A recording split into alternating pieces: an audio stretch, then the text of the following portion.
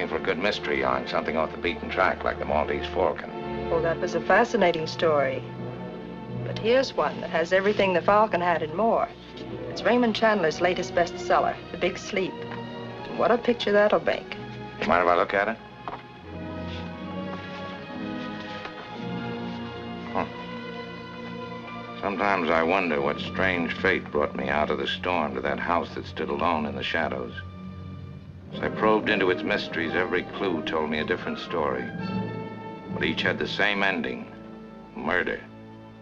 Every instinct warned me to beware that something more dangerous, more deadly than I'd ever known before was in that room.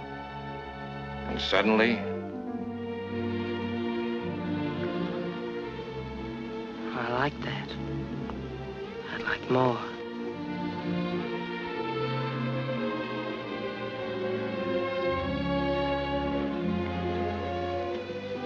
That's even better.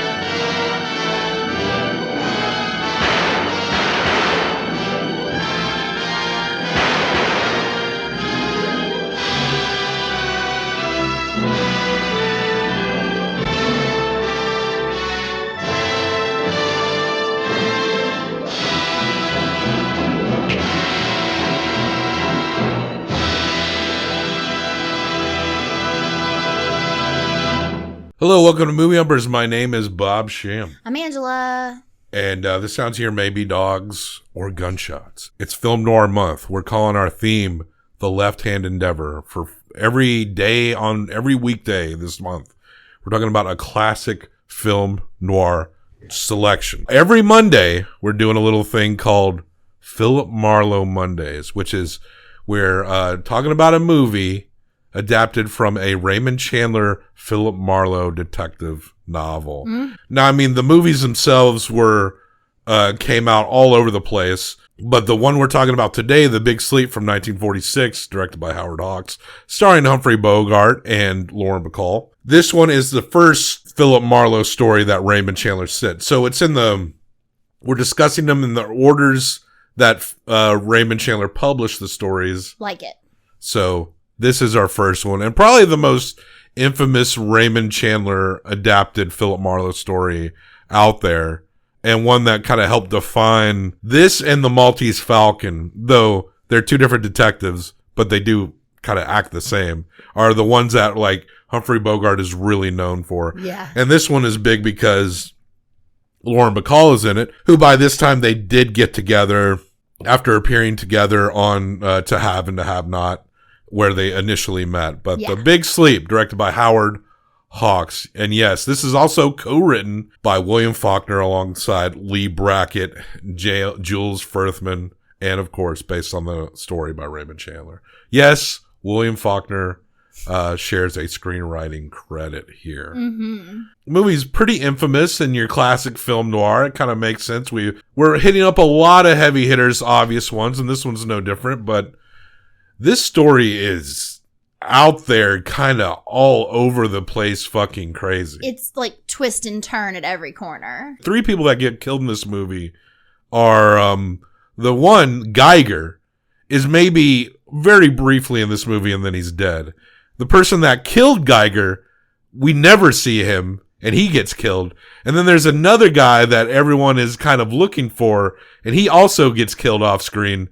Like 3 people die and we don't see 2 at all. The killer of the first guy that dies, we never see him at all, which is just fucking wild. And this character of Geiger, apparently in the original Raymond Chandler story, the Geiger character that is originally killed and runs the bookstore, in the book, he was like a pornographer. He ran like an adult bookstore and he was, I don't know how explicit they said it, but he was a gay character. Oh. And in the movie, the chauffeur that gets shot later in the movie is supposed to be his lover, kind of more like very allude strongly that it's his lover. And interesting. And this is kind of fairly common if homosexuals were represented in any way, it definitely was more in an underworld type environment, which seems a little lame. Like the third man has that element in it as well. A movie we'll talk about later this month. Yeah.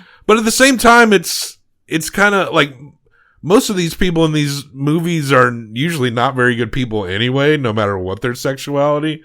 But it is interesting that these are kind of the stories that in the movies it's not as blatant, but apparently in the books, if characters were gay, it was a little more obvious, though they were often portrayed as kind of seedy. They essentially, in the book, it was like the circus of books, essentially, right? Yeah. So the only... That's the gays porn store in West Hollywood. Knowing that now, you know, the only indication that we get that the chauffeur really loved Geiger more than being his chauffeur is that he has set up Geiger in his bedroom as though it is like a shrine. Mm. You know, he did that. Yeah. So there is this part of him sort of doing this like reverential setup of him in the bedroom where it's almost as if he is like a deity. He was kind of the chauffeur was very kind of impassioned in like standing up for the Geiger character too. So there's one character that we meet pretty quickly because he's hired to talk to this guy named General Sternwood, who hires him. What does he hire him to do? He hires Philip Marlowe to get rid of this blackmail that Geiger is doing on his youngest daughter. So he has 2 daughters. The youngest one is Carmen. Yeah. And she is a problem. What's your name? Riley. Dog Oz Riley. That's a funny kind of name. Think so? What are you? A prize fighter? No, I'm a shamus. What's a shamus? It's a private detective. You're making fun of me. Uh-huh.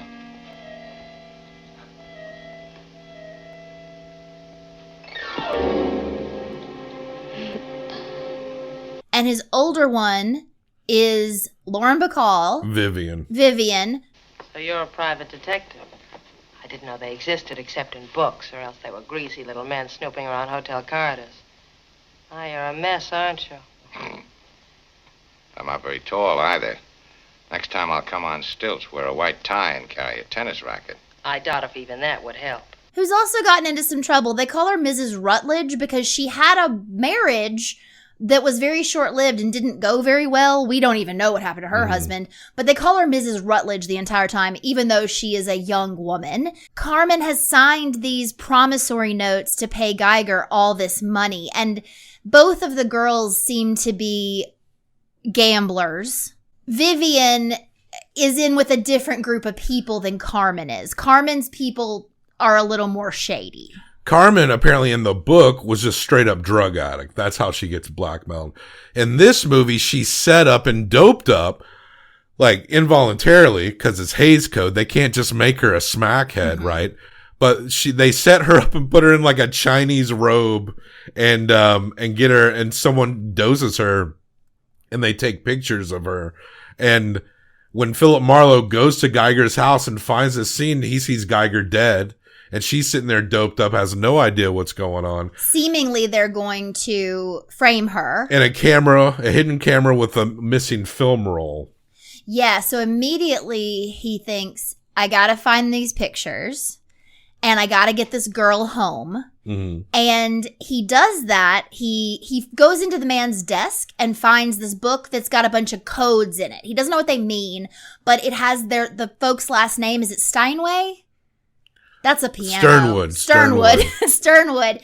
And there's all these numbers below it. So he says to himself, I got to take this book with me. So he takes the book. He gets the girl home. By the time he gets back to the house, Geiger's body is gone. So it gets even weirder. And then we find out that this is convoluted as shit. Also, just to throw it in there, because this will wrap back around, he is a private detective, but he was turned on to this case by his old buddy who is a cop. Right. So they come back together over time. Bernie. And he gives Bernie information when he can, but he doesn't call him and tell him everything because he's trying to figure out what's going on. Now, this is an intense web in this story. I mean, and the plot itself, if you really break it down for what the plot is, it's completely fucking convoluted. It's very confusing. Even after watching this movie, I was like, I need to read the synopsis of this fucking movie again. And I had to read the synopsis like twice just to make sure that I got everything straight. The guy who murdered Geiger ended up being like the chauffeur who was very protective of Carmen, but because he was in love with her. And they find him dead in their car, like in the river. And so it's automatically confusing there because there's these impassioned players that actually do terrible things, but it's only by their name. And then they're talking about this Stern guy who you never see, who has some kind of connection. And apparently in the book, Vivian was married to Stern. He was her father's assistant who had disappeared a month prior. And Vivian suspects that Stern is involved in that, like, that Philip needs to find Stern, or that's what her father really wants him to look into. And there's this gambling man who's the one she's more tied up with, Mars.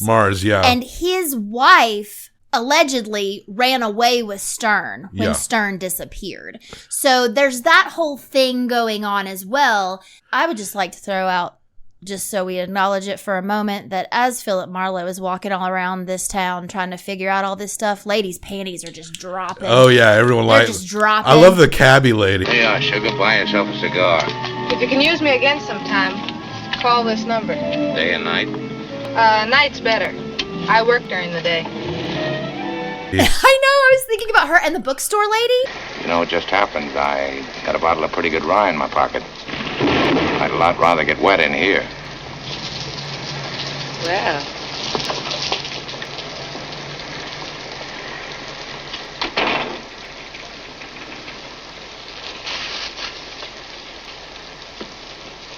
Looks like we're closed for the rest of the afternoon. Oh, bookstore lady's bookstore great. Lady is wonderful. Cabbie lady's great because she's indicative of like the war effort time in which women were having to do a lot more everyday roles that traditionally men would do while men were fighting in the war. And Philip Marlowe's car has like little letter stickers, like decals that signify gas rations and shit. But he drives around a lot, so he was using way more than the 8 gallons a week. Well, and that's what he's charging. He basically, his rate is $25 a day in expenses, and the expenses are gas. Also, there's other guys, like there's more people that are in here, like Joe Brody and his girl Agnes. And Agnes worked with Geiger at the bookstore. Which the bookstore was a front for the gambling that was happening in the back. Right. Or whatever was happening. It's Hays Code era, so the worst crime will be like murder off camera or gambling, right? Mm-hmm. They can't actually make them pornographers. The Catholic League that made this code up will get upset. There is a part where they're taking everything away from the back of the bookstore, and they don't really say what they're taking away. It's like, they could like have, if you know the book, you could still be like, well, probably the porn. What this movie feels like is in the adaptation from the novel to the movie. Typically what happens is you sort of pick one streamlined thing and you combine characters and you would maybe have, a couple of these guys would do the things that 5 guys are doing. Yeah. And instead they try to still call out all the names and have all these people individually. And to me, that's just a bad adaptation. Yeah. Because it sucks when you have to cut things out, but you can't be so precious about it that the movie gets so confusing. Like, the things that changed were really just changed because of the code. Yeah. If anything, it almost seems like they just made sure not to leave anything out. Like, Joe Brody and Agnes, like, they're in here because they're the ones that killed the chauffeur, and they've got the pictures to blackmail Carmen with. I know, but it's so convoluted. I don't even know how I would combine these characters and stuff, but you should in some way, because if you were to read this book out loud, it would probably take 8 hours, right? That's how books are. You can't tell that whole story in 2 hours. That's not how film adaptations from books work. I think, and also the stories we've established is more sordid, so the characters may be more distinct in how like sordid that they are. And I think reading the book would be fabulous to get into all these characters. Everyone and this is web just kind and this of thing. So what makes, now this is a good movie, even though we're criticizing this plot, and everyone says that about the plot. There's not a single person out there that's like, I've thought this was very easy to follow. That's the weird thing about this movie is how wild and spun out the whole fucking thing is. But, so what makes this a good movie? Well, Humphrey Bogart is a fucking amazing Philip Marlowe. And he plays up the character and he sells the lines in the best way. He's a total swag master. Often suspecting Vivian is played by Lauren Bacall to kind of be a part of the crimes, but she's not. And she kind of is. She knows things. She feels like she has to be kind of involved. She's trying to protect her little sister. Exactly. So it's not really of her vote, but she does fall for Philip Marlowe. They do have a genuine connection. And those moments, there are moments when they're not spitting out names at you. Because we did have to like pause this a couple times and say who is what and what's happening. Because it is so convoluted. But within that, there are these moments that really stick out. Like, for example, when Marlowe finds Carmen and she's drugged out. The way he handles that. All this, any scene, I think there's like 2 or 3 of them where he's in the car with Vivian. There's these moments, because it's just the way, like you said, the way he handles it. He's so fucking smooth. He's 25 years older than her. Well, there's not like in life, in real life, yes, he's 25 years older than her. I don't know about kayfabe. And I don't know in this movie how old they're supposed to be. I mean, he doesn't look that old. He doesn't look that old, and she is timeless, right? She's a timeless beauty. And in this, she's playing the older sister. So there's sort of the implication that she's lived some life, right? Yeah. And so there's never a moment. She's like only 21 or something in this movie. Yeah. They got married when she was 21. Yeah. And he was 46. Yeah. Insane. There's just no doubt that I would not also be like, I will close my store and hang out with you all afternoon if you want to sit here and... Yeah. But the way they are together, it's one of those things that, especially him and Vivian, like we said, the snappiness, we've talked about this in other movies, like the snappiness but in this movie feels good and right and real. You know, Friday we talked about...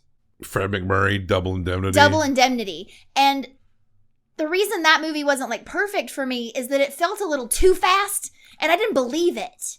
You know? And this movie, like, even though everything's going so fast, because of the way who these people are and the characters that they're playing, there's just these charming moments. There's this moment where he's at a party and she's over, Vivian's singing, and these 2 girls are both trying to tell him at the same time that she wants to talk to him. And it's just like this extra couple beats they take where they're not running even though they're packing in all this info. Yeah. If you have to cut out half of what I said, I understand, because I don't know if I'm making sense, but that's how it felt to me. Like, even though it's chaotic, the muddled nature of it kind of helps make it feel a little more real. Exactly. Yes. Yeah. Yes. And also, it's just overall very stylish. Like it does work that way. And it's enough to kind of overcome a lot of confusion. And a lot of these characters are, you know, everyone's kind of a general scumbag, but some of these characters have very unique moments within them. Like it does. And bit characters have unique moments. Right. There's after Joe Brody gets his ass shot by by Geiger's chauffeur, Agnes doesn't go away. A guy that's madly in love with her, Harry Jones, played by Alicia Cook Jr., he comes around with the I think he's got the pictures, right? And he's the one that kind of passes off the pics. No, he's told Marlowe that if Marlowe meets him, he's gonna take him to. No, Agnes tells him where Mars's wife is hiding out. Well, the Harry Jones is interesting because he's lovesick for Agnes.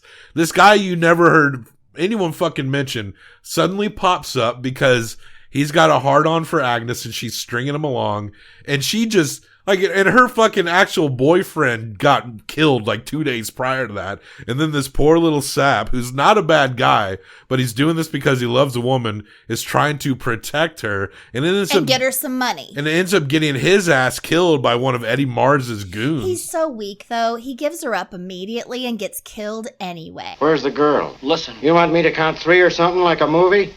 Where's Agnes? All right. You win. She's in an apartment at 28 Court Street. Apartment 301.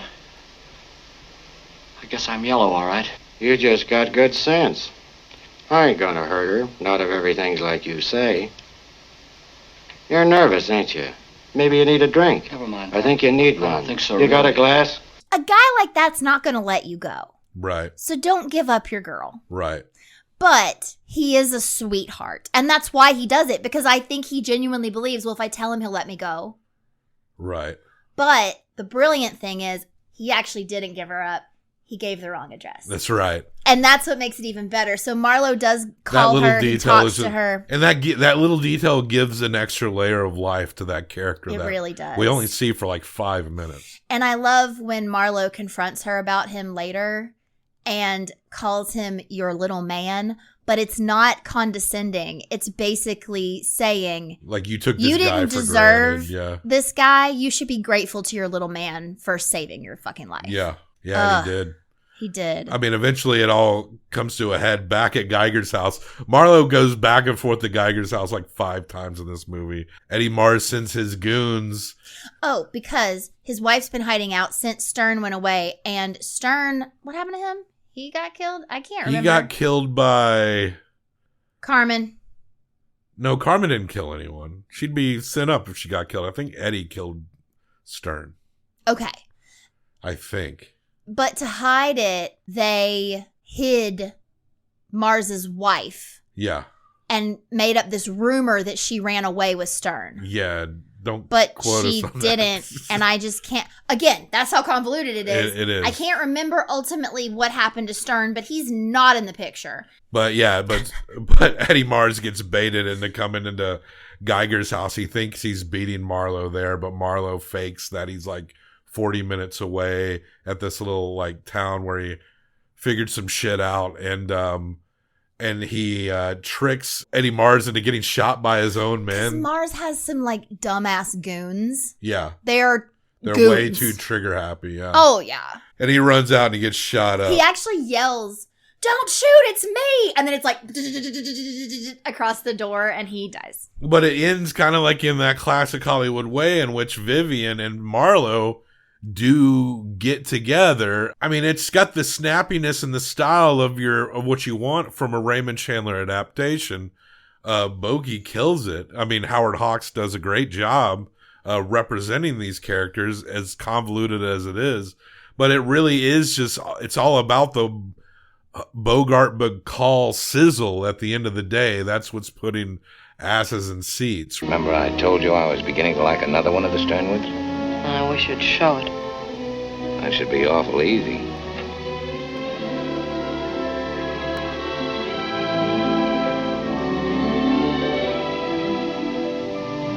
I like that. I'd like more.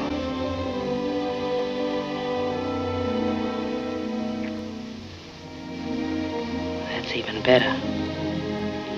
So, yeah, and that's Howard Hawks' The Big Sleep from 1946. Yeah. I was kind of surprised we were able to get through that the best we could within the frame of time that we did. Yeah. I was a little worried this was going to be like a 50-minute episode. I mean, it could have been. But, yeah, it could have been. But we did touch base on the style of it and the way it all kind of works. And I won't say it's not a confusing movie, but it's kind of a fun movie to kind of let wash over you at the same time. And the little details and the interactions really, that's what makes the movie. The style and the characterizations. Truly. That is what makes the movie. And of course, seeing the chemistry between Humphrey Bogart and Warren Bacall on screen. It's so smartly done. For example, you only meet the father at the very beginning. We never see him again, but he makes such an impression and they bring him up. He's so specific. He talks about how he had a rough life of drinking and smoking and now he can't. So he likes to watch people drink and smell people smoke. Yeah. You know, and it's just, I don't know. It's just, everything's so rich. Yes. I mean, that's the style of what the Chandler was bringing. He was forcibly like, I need to make sure every page is punchy as shit. And even if you're lost, like you're still like wrapped up in these punchy ass characters. It's like a car speeding down the road. Yeah. And you're just trying to catch as much as you can. So the bookstore lady or the cabbie, which one would you pick? There's always like a tangential lady in Cabbie. There's always, although the bookstore lady's pretty great. She is pretty great. There's always like a tangential lady character in all these movies that is hotter than every other woman in this movie. I always wonder too. No disrespect. Did the cabbie read for Carmen? Like I'm always like, what happened? No disrespect to the hottie Lauren Bacall, unique look, great. But yeah, there's just always like these side characters that always pop out for me. No one can smolder like Lauren Bacall. But yeah, that's The Big Sleep. You'll give this 1 through 5. I'll give 1 through 5 combined for best out of 10. I'm going to go 4.5. I'm going to go with solid 4. Okay. Because that plot is haywire. The plot is haywire. The plot is definitely haywire. I loved it. I had so much fun. So you 4.5, you said? Mm-hmm. 8.5. Yup. I think that's good for this one. That makes sense. So check it out. 8.5, sharing the rankings with movies like The Good, the Bad, and the Ugly, Nightcrawler, Mississippi Masala, Devil in a Blue Dress, Cries and Whispers by Ingmar Bergman. Howard Hawks, our first Howard Hawks movie for the show, and it's The Big Sleep. It's at least as good as all those other movies. If not better. I wouldn't blame you if you were like, nah, man, this is S tier. I mean, that's not where we fell, but I respect your choice to S tier it. It is a classic nonetheless. So that is our first Philip Marlowe Monday in the can. Next week, it will be Murder My Sweet, I believe, which, and Bogart does not come back. It's a different actor playing Philip Marlowe for every week. But don't worry, Bogart will come back this month. He will be back later this month in one of my favorite movies we watched all for this month. I love this movie. But that said, check the show notes for links to other places to find us. Like and subscribe. Leave a comment, a correction, fun facts, anything like that. What do you think about, what's your favorite Philip Marlowe, Raymond Chandler adaptation? So, supposing we end the show now. Supposing we do.